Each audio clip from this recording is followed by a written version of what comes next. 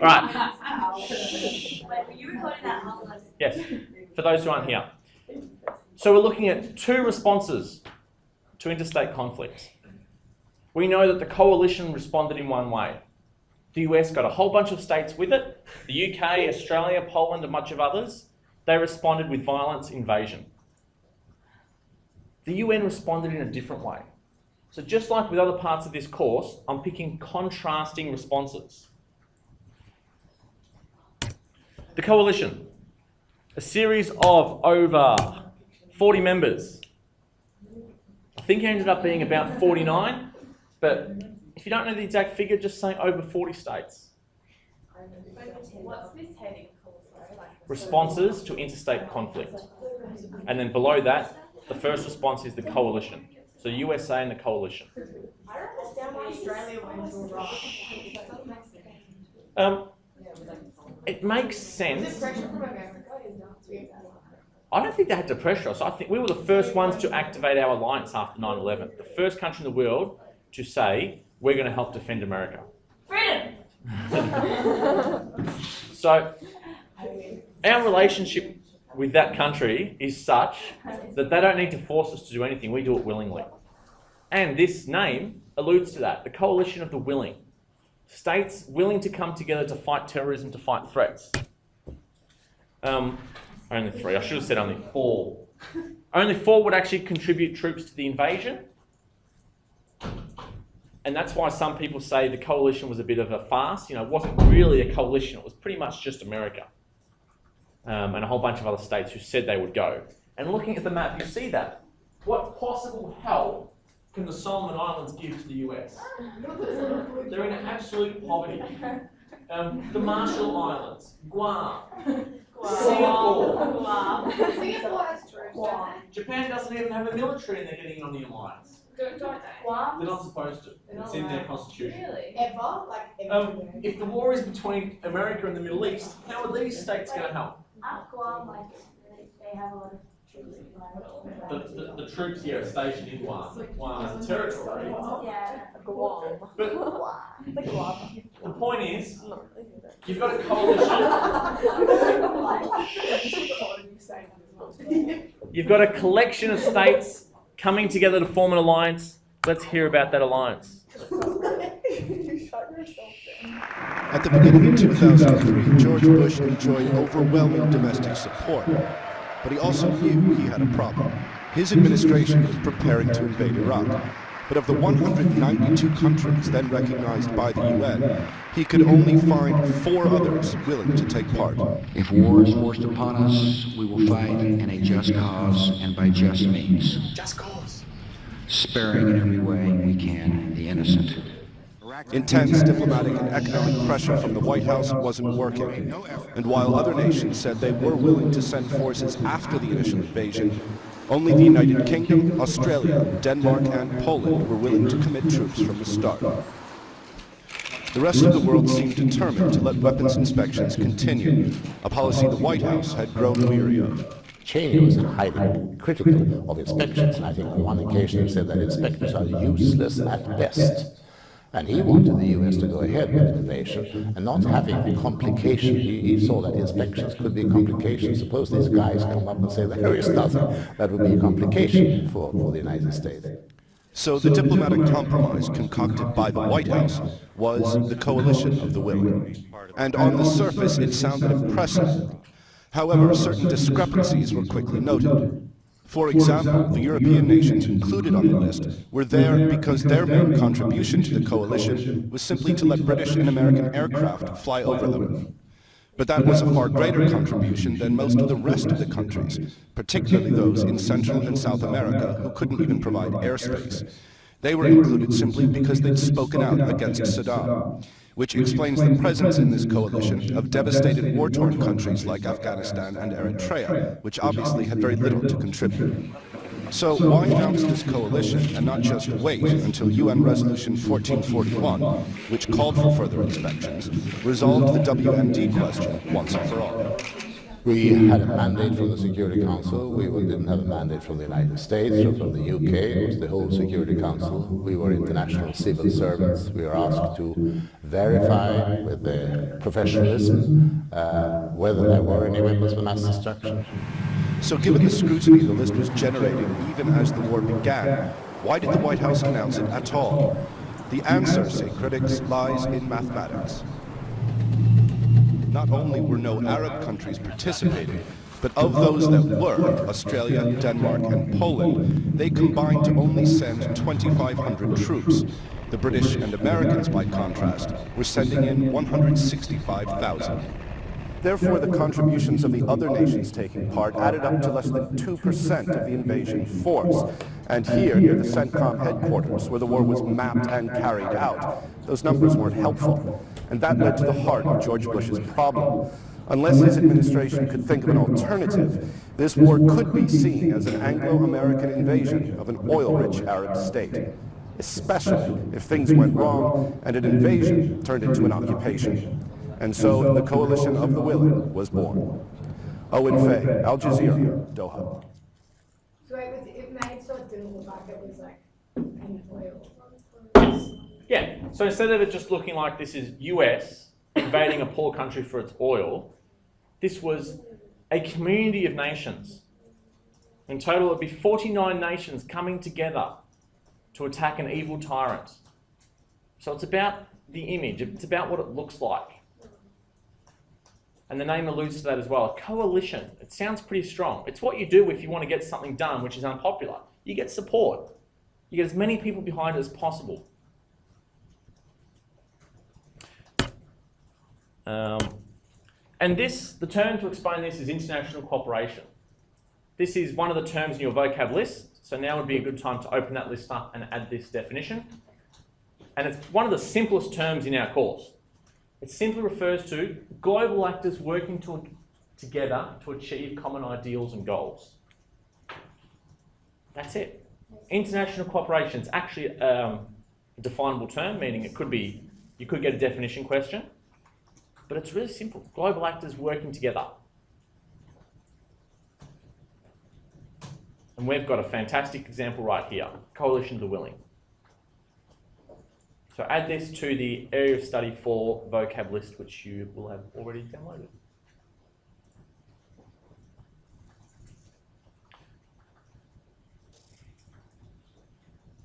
Is this PowerPoint on my class? Yep. Yeah, it's also linked to that first screen that you see when you open my classes, the week-by-week guide. Oh, yeah. Well, it's definitely there. I've linked it. I'm pretty sure I uploaded it last time. Yeah. Yeah, it is there. Yeah. Yeah. Off the top of our heads, what other examples have we got of international cooperation from other units? Like at all. Yeah, Bali process, over 40 states.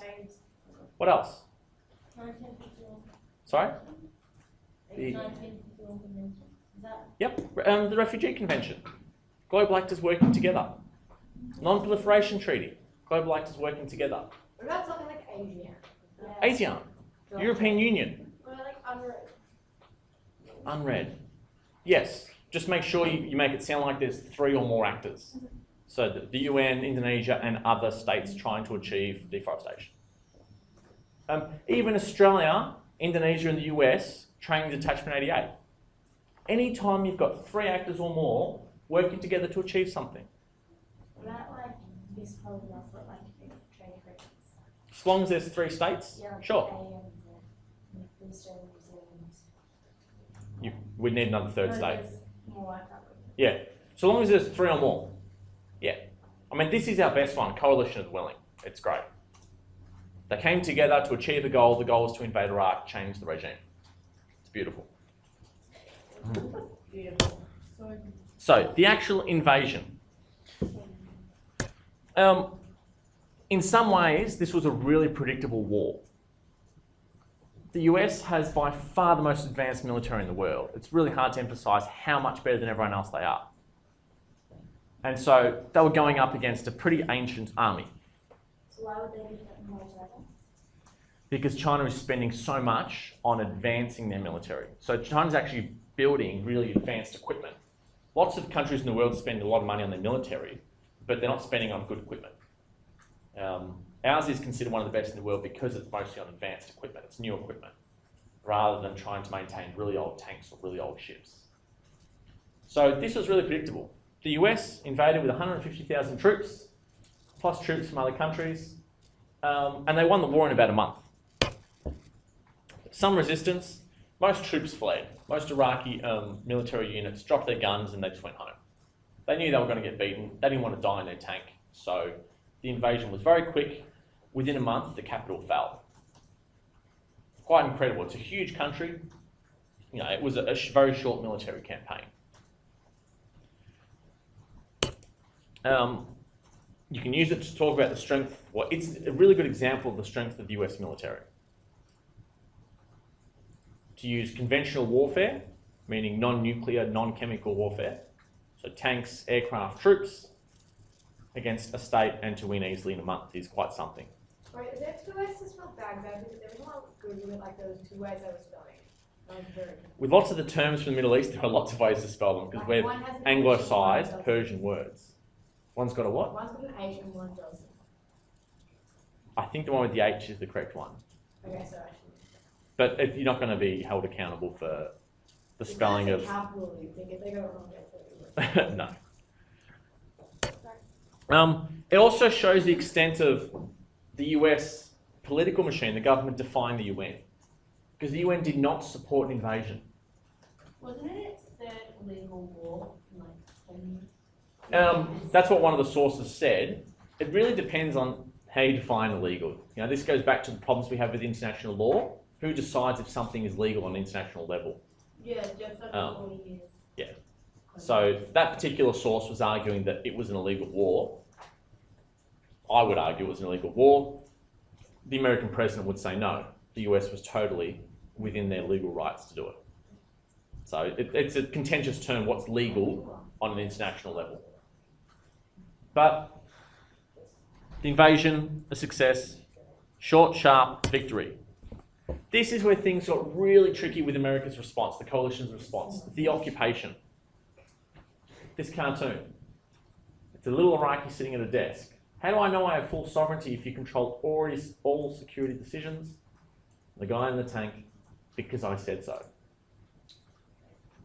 So it's a cartoon alluding to the lack of sovereignty. A country has lost its sovereignty. It's now occupied, and there's a foreign government that has set up a new government in your country. You could imagine what would happen if a country invaded Australia because they thought there were political problems, and they set up a puppet government and said, this is now your new government, and there are tanks on the street. And you're expected to accept that and not resist. It's unlikely that people would not resist.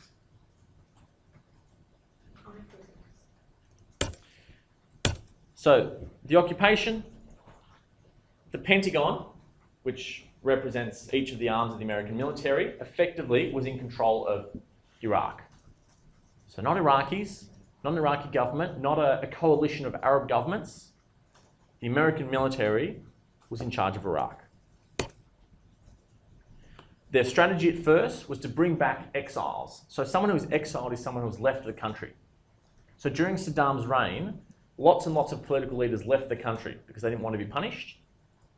And they sought protection in Britain or in Germany or in America. The Pentagon brought them all back. So all these people who hadn't been in the country for decades suddenly came in and were leaders again. And that's problematic. And there was almost no planning for reconstruction. Sorry, who were the exiles? Were they like Exiles were Iraqi leaders who had left during Saddam's regime because they thought they'd be locked up, they thought they'd be killed by Saddam. So they were all brought back as the new leaders. So America's come in, they've invaded, taken control and said, and here are your leaders. And just sort of, a line of guys walk out and go, now you're a leader. I'm confused, what's the The Pentagon? Pentagon is building. it's the name of the building, but the term refers to, it didn't get totally destroyed. You mean during 9/11? It was just one bit at the front that got hit. But the Pentagon is a building, but it actually refers to the whole American military. So when you talk about the Pentagon, you're talking about the American military leadership. Well, they're also going for the White House as well, right? They crashed it. Yeah, well, they're not sure what target that one's aimed at, but that one crashed.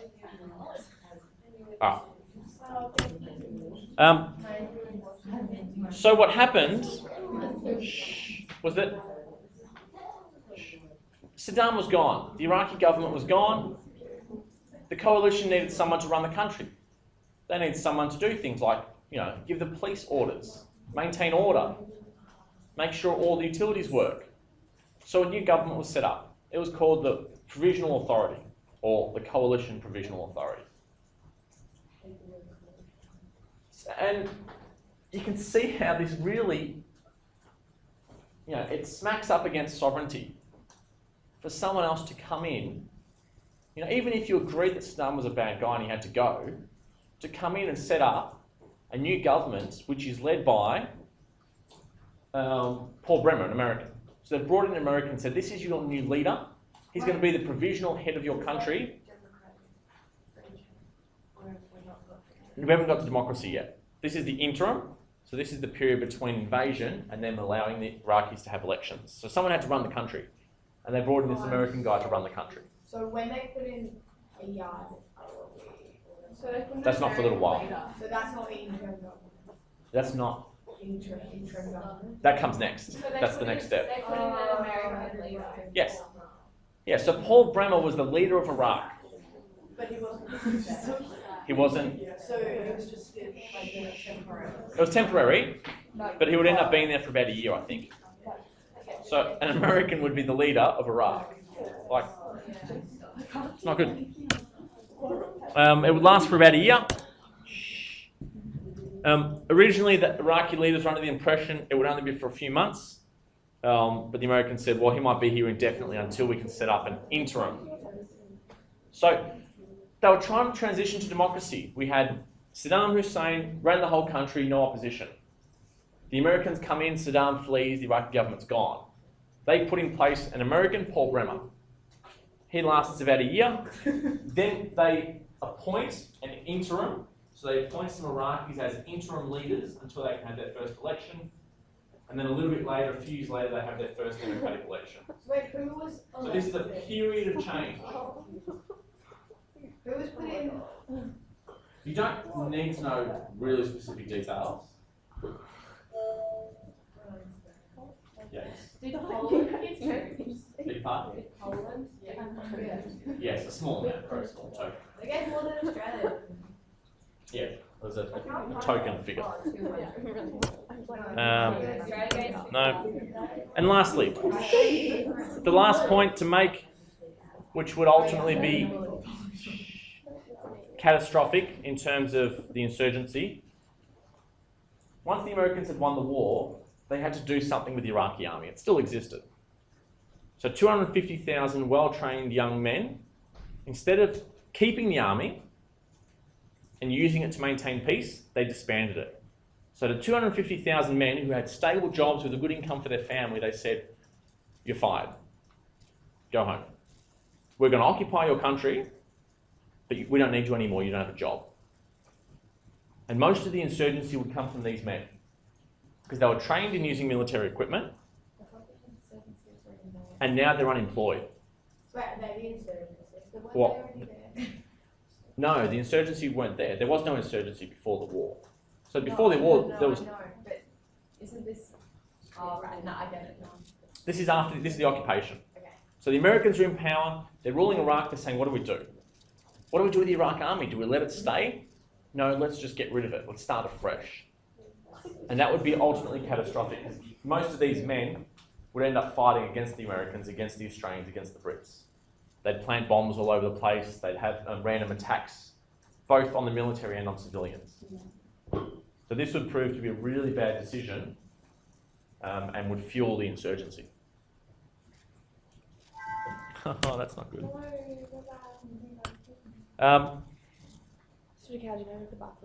Yes. This is the last slide we're going to look at because this is going to die and I've got something else to do.